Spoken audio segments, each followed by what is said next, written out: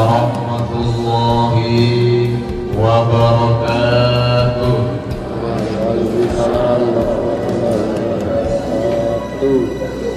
Innal hamdalillah wassalatu wassalamu ala rasulillah sayyidina Muhammadin ibni Abdillah wa ala alihi wa sahbihi wa mawalah wa la hawla wa la quwwata illa billah. Amma ba'du. Yang kami hormati Ketua DKM Musolatul Iman Bapak Ustaz Sahlan Rohimah beserta jajaran pengurusnya,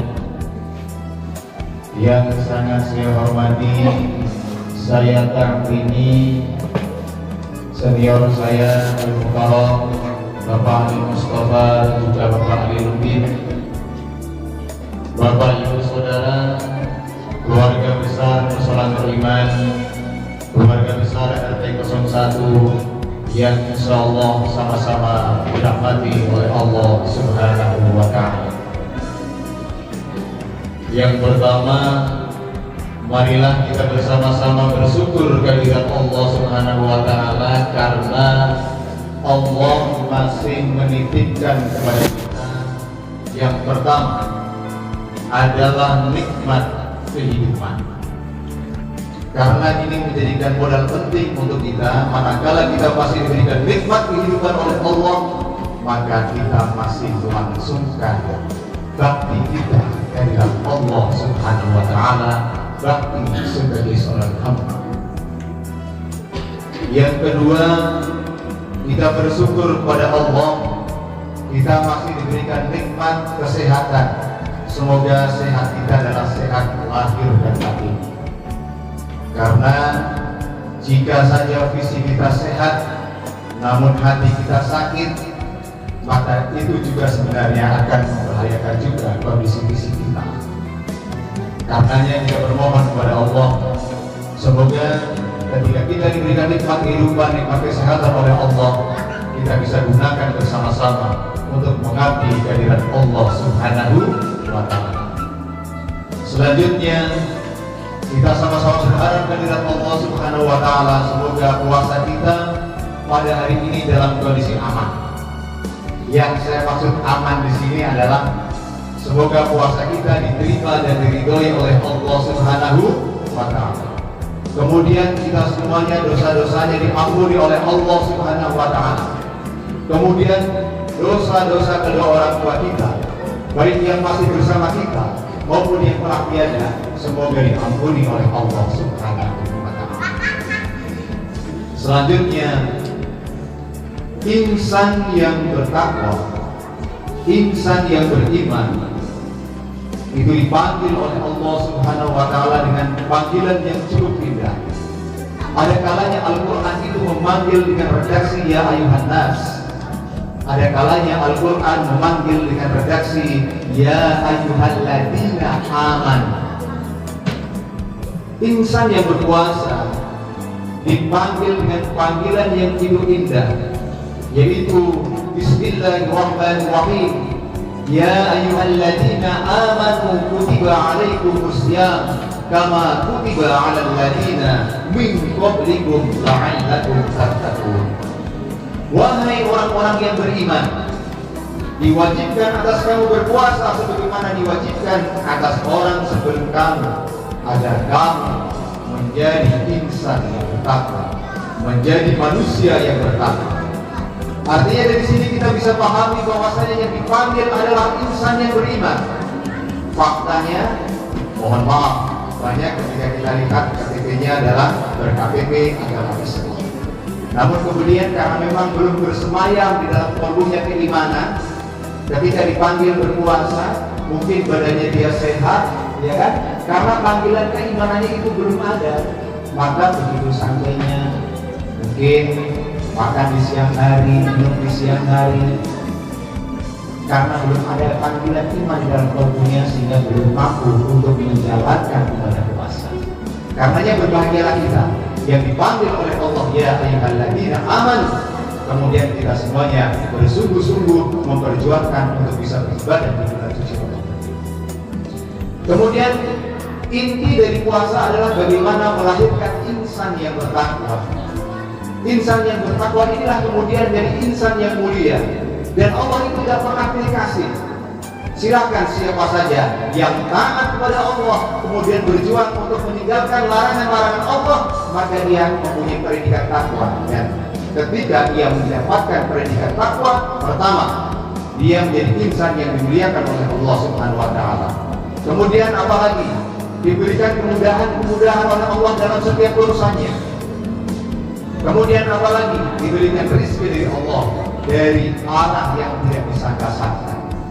Dan ini semuanya Allah tidak pernah pilih kasih, diberikan kepada kita semuanya kepada siapapun yang mau bertakwa. Nah, kemudian puasa ini dilaksanakan di bulan suci Ramadan. Apa sebenarnya arti dari Ramadan ini? Saya menukil dari sebuah riwayat, Bismillahirrahmanirrahim, dan sungguh Anas bin Malik telah meriwayatkan bahwa Rasulullah Muhammad SAW telah berkata, telah bersabda, sesungguhnya dinamakan Ramadan karena ia membakar dosa-dosa. Jadi dikatakan Ramadan adalah karena Ramadan itu membakar dosa-dosa. Alangkah ruginya kita. Saya tidak berbicara tentang bapak dan ibu, tentang diri saya. Saya yang banyak sekali dosanya, kemudian misalkan menyia-nyiakan bulan Ramadan ini, padahal Ramadan mempunyai arti membakar dosa. Alangkah ruginya saya. Kenapa? Andaikan pun kita hadir ke hadirat Allah dengan dosa sebesar gunung, kemudian kita tidak musyrik terhadap Allah SWT, hadir bulan suci Ramadan, maka dosa-dosa kita itu diampuni oleh Allah SWT. Kenapa? Karena Ramadan itu mempunyai arti membakar dosa. Terkait dengan ibadah kita di malam hari, kita sholat tarawih, kemudian kita lanjutkan dengan tadarus Al-Quran misalkan, atau dengan amalan-amalan sunnah yang lain, maka ini mengacu kepada sebuah hadis Nabi Muhammad SAW, "Man qama Ramadhana imanan wa ihtisaban ghufira lahu ma taqaddama min dhanbi." Jadi barang siapa yang beribadah menghidupkan bulan Ramadan. Nah, menghidupkan man qama di sini adalah yang dimaksud kita sholat tarawih seperti ini pada malam hari, kemudian kita lanjutkan dengan tadarus Al-Quran dengan mengharapkan ridha Allah, mengharapkan pahala dari Allah, dengan rasa ikhlas yang latih dari dalam kalbu kita, maka itu bagaimana? Diampuni dosa-dosanya yang telah lalu. Siapa yang tidak berbahagia dengan hadirnya bulan puasa ini atau hadirnya tamu agung yang mulia, yaitu bulan suci Ramadan.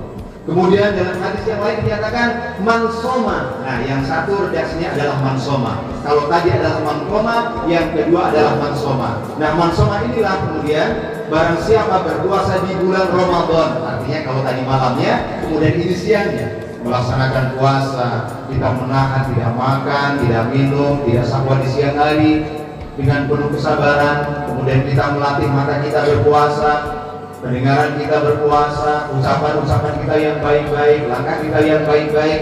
Maka ketika ini dilaksanakan dengan sebaik-baiknya, maka juga sama fadilahnya atau barokahnya adalah kita diampuni dosa-dosanya yang telah lalu.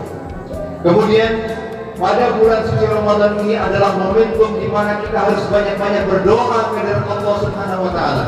Karena apa? Doa orang yang berpuasa itu adalah mustajab. Sebagaimana dalam hadis Bismillahirrahmanirrahim, ada 3 macam doa yang mustajab, yaitu doa orang-orang yang sedang puasa, doa orang yang musafir, dan doa-doa orang yang teraniaya. Salah satunya adalah doa-doa orang yang berpuasa. Terlebih lagi kita berpuasa di bulan suci Ramadan, perbanyaklah doa kehadirat Allah Subhanahu wa taala. Kemudian yang terakhir, di mushola kita setiap sore mengadakan takjilan di samping mushola. Siapa yang menikmati? Kita semuanya. Dan ternyata barokahnya luar biasa. Dalam sebuah hadis dikatakan, barang siapa yang memberi buka, ya, makanan atau minuman kepada orang yang berpuasa, maka dia akan mendapat pahala seperti pahala orang yang berpuasa itu, tanpa mengurangi sedikit pun pahala orang yang berpuasa tersebut. Inilah barokahnya luar biasa. Dari DKI memberikan jadwal untuk takjilan maka mari kita berlomba-lomba dalam kebaikan. Simak jadwalnya dengan baik. Kemudian kita berlomba-lomba untuk apa? Menyediakan takjilan di samping musola kita. Kemudian untuk siapa? Untuk kita semuanya. Dan bagaimana barokah pahalanya? Kita seperti mendapatkan pahala dari orang yang menjalankan ibadah puasa. Karenanya tadi di bawah tenda biru kita bisa sama-sama sore buka bersama. Kemudian di situ ada tadi dari Saudi Arabia sudah turun, ada kurma. Itu insya Allah kurmanya bukan kurma dari Israel, karena sekarang ini sedang marak, ya kan? Mana kurma Mesir, mana kurma Israel. Insya Allah itu yang dibawa oleh Ustaz Salantoro itu bukan kurma dari Israel, dari mak asli dari Saudi Arabia. Dan mudah-mudahan kita semuanya di bulan suci Ramadan ini sama-sama mendapatkan ampunan dan rahmat dari Allah Subhanahu wa taala. Amin.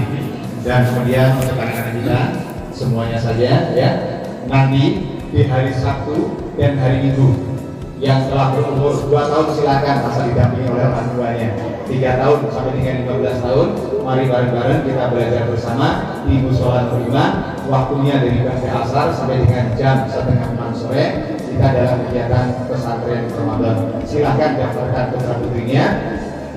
Pendaftarannya Rp25.000, tapi di situ kita memberikan bingkisan di hari Jumat dan hari Sabtu. Di hari Sabtu dan hari Minggu, termasuk kita juga memberikan hadiah. Jadi silakan kepada anak-anak kita, cucu-cucu kita, karena memang sudah ada yang punya cucu juga, silakan untuk belajar bersama-sama di Mushola Nurima di acara pesantren Ramadan. Terima kasih atas perhatiannya. Mudah-mudahan kita semuanya dibersamakan dalam kebaikan dan ketakwaan. Ihdinas shiratal mustaqim. Wallahul muwaffiq ila aqwamit thoriq. Assalamualaikum warahmatullahi wabarakatuh.